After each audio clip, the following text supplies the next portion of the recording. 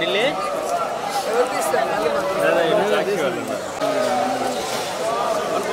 శ్రీనాథ్ అన్న కొంచెం ది అన్న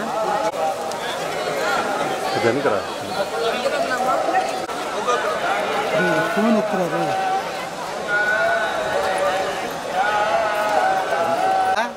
అయిపోయిందా తీసుకో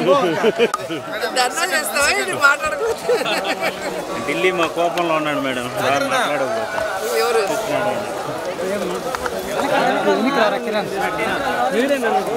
కొంచెం వెనక్కి నోటీస్ లేదు ఆడదామా అక్కడే ఆడ మాట్లాడు రాసి వెళ్ళిపోతున్నారు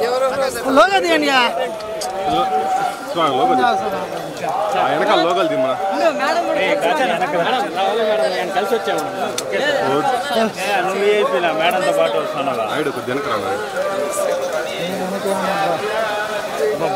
రైడ్ ఒకటి మేడం కొంచెం చూడండి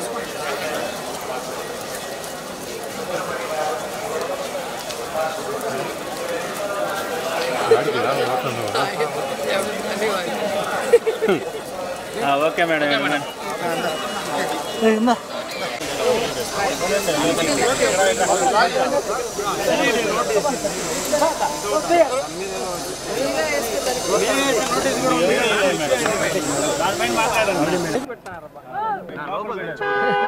కాదు వీళ్ళకి నోటీసుల గురించి మాట్లాడాను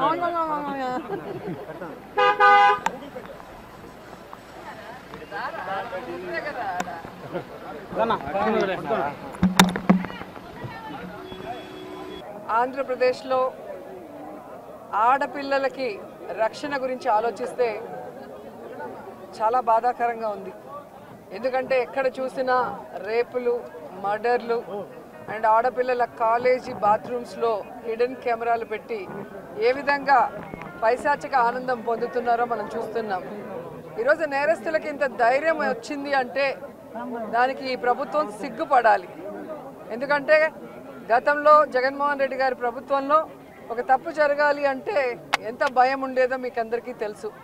సో ఎవరైనా కూడా దిశ యాప్ని యూజ్ చేయకుండా ఏదైనా అఘాయిత్యానికి అమ్మాయి లోబడితే 24 గంటల లోపల నేరస్తుల్ని అరెస్ట్ చేసి వారిని శిక్షించే విధంగా చట్టాలని కఠినతరం చేశారు. కాబట్టి ఆ రోజుల్లో ముచ్చుమరి లాంటి ఘటనలు జరగటం అనేది మనం చూసుండం.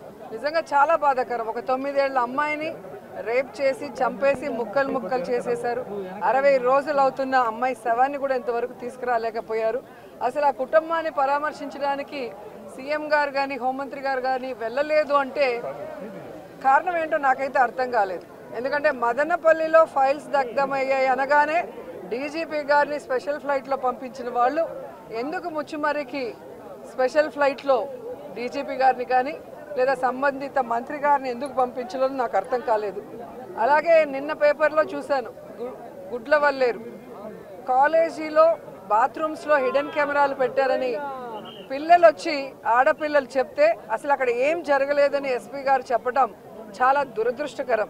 ఈరోజు 300 మంది పిల్లలు ఈరోజు న్యాయం కావాలంటూ ధర్నా చేస్తుంటే ఇప్పుడు విచారణ చేస్తామని దిగిరావటం అనేది మనమంతా కూడా గమనించాల్సిన విషయం.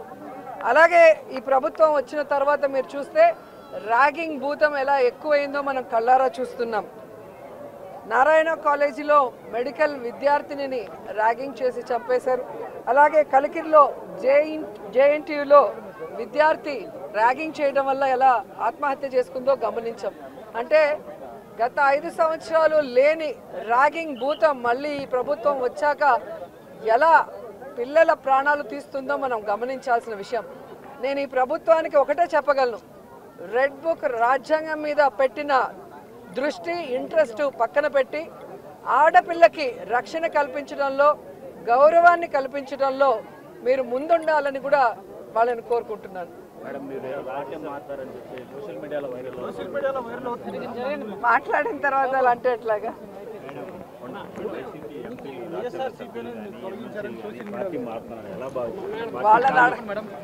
వాళ్ళని అడగాలి సార్, వెళ్తున్న వాళ్ళని అడగాలి. ఇది ఈరోజు కాదు, గతంలో కూడా జగన్మోహన్ రెడ్డి గారి ప్రభుత్వం అపోజిషన్లో ఉన్నప్పుడు 2014 to 19 కూడా ఇలాగ చాలా మంది మారారు. మారిన వాళ్ళు ఏమయ్యారో కూడా మనం కల్లారా చూసాం. సో ప్రజల చేత ఒక పార్టీ సిద్ధాంతాలు నచ్చి ఎన్నుకోబడిన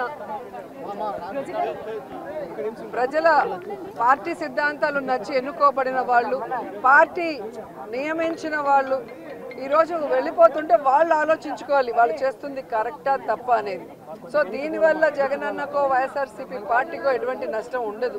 ఎందుకంటే ఎప్పుడూ కూడా పార్టీకి ద్రోహం చేసి వెళ్ళిన వాళ్ళని ఎవరూ కూడా గౌరవించరు, క్షమించరు.